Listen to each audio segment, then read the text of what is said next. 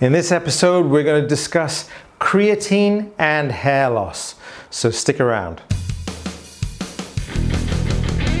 Welcome to the Hair Loss Show. Dr. Russell Knudsen and Dr. Vikram Jayaprakash discuss issues relating to hair loss and the medical and surgical treatment of hair loss in both men and women. Hi everyone, and welcome back to the Hair Loss Show. By far one of the most common questions I've received over the last sort of few months is, does creatine cause hair loss, or protein powders, do they cause hair loss?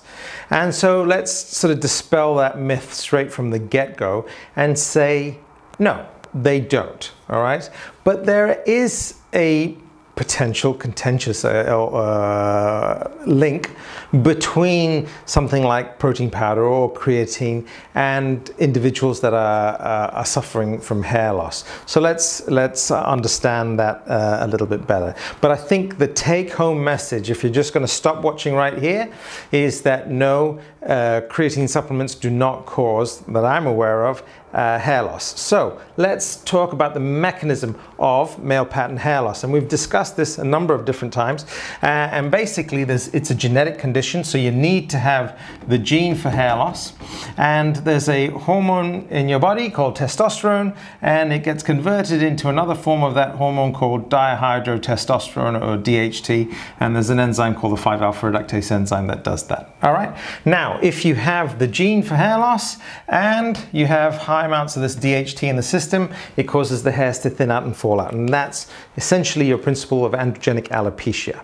Now, so where does creatine fit into this? So if you are someone that works out and you're using some sort of workout supplement, be it protein powders, creatine, etc., essentially what you're doing is you're giving the muscles the raw nutrients it needs to be able to build more muscle.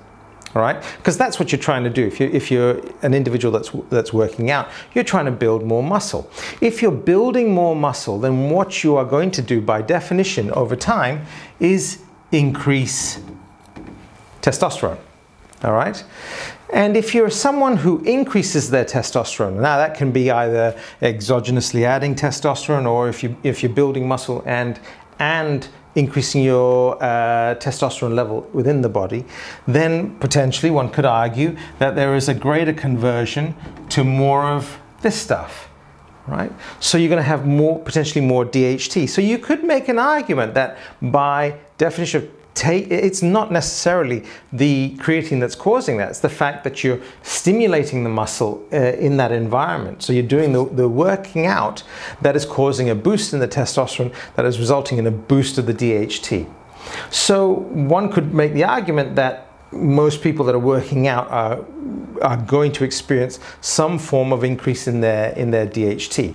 That may be true, but does everyone who works out lose hair? No. And that's the point. That's the key issue. That's the key defining part of this, and that's the bit that you cannot control, which is the genetics, right? So you need to have the gene for hair loss. So if you do have the gene for hair loss and you increase your testosterone and you have that propensity to increase your DHT production, in that environment, potentially, yes, you may experience more hair loss, but it's not the creatine or the protein powder itself that has been causing that. It's it really is the gene at the end of the day, and that's the bit you have no control over at all. So I hope that dispels that myth. I hope that it clears up that concept. It's a very sort of simplistic view on things, but I think that's the idea here. Thanks again for watching, and hope to catch you on the next episode. Take care.